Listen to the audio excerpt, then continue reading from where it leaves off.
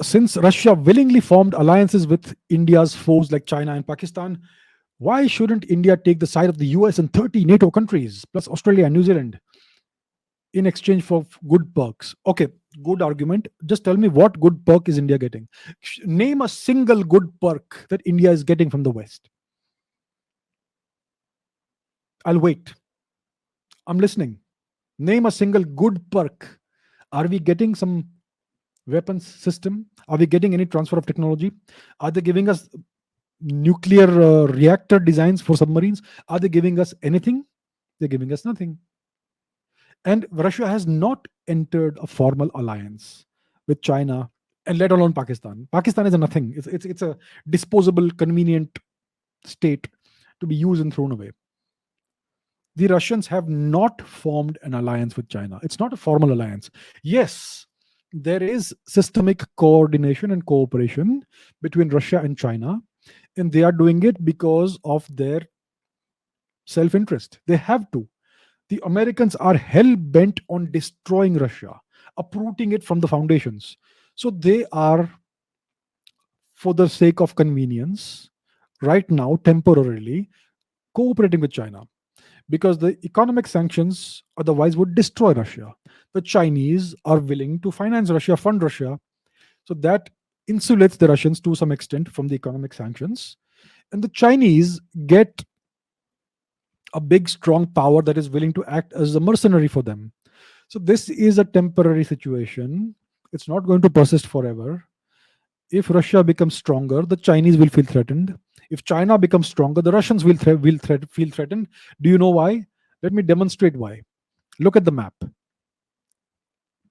Look at the border. How long the border is between Russia and China? Thousands of kilometers.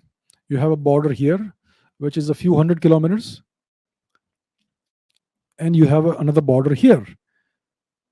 Very long border. And this border in Manchuria has historically been disputed. The Chinese claim large parts of the Russian Far East, right? And they did sign a boundary agreement. I think it is in the 1990s, 2000s, maybe. Look it up. I don't remember the date exactly. Somewhere around that time. So the boundary dispute has been settled between China and Russia. But from the Russian perspective, I would urge you to watch my conversation with Dr. Edward Luttwak. So he says that from the Russian perspective, the boundary dispute is not settled, it is merely dormant. The Chinese will reopen the boundary dispute at the appropriate time. So the Russians know that. They don't see China as a long term ally. In the 1960s, Russia and China went to war, nearly went to war. There were very significant border clashes. Hundreds of soldiers died.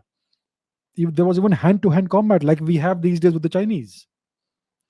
And nearly, the Russians nearly nuked China.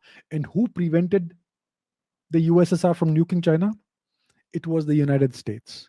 And that is the beginning of the alliance between US and China. And the Americans, for some reason, aided and abetted the rise of China. They created the biggest monster they have ever seen. So that's some history. So Russia doesn't have an alliance with China. The Russians know very well that China is their biggest long term threat. And that is the reason why India and Russia are long term partners. Whether we call it an official alliance or not, we are allies. And the West will not help us. Tomorrow, if China invades India, the Americans are not going to help India. So, why should India take the side of the US or NATO? They have never taken our side, ever.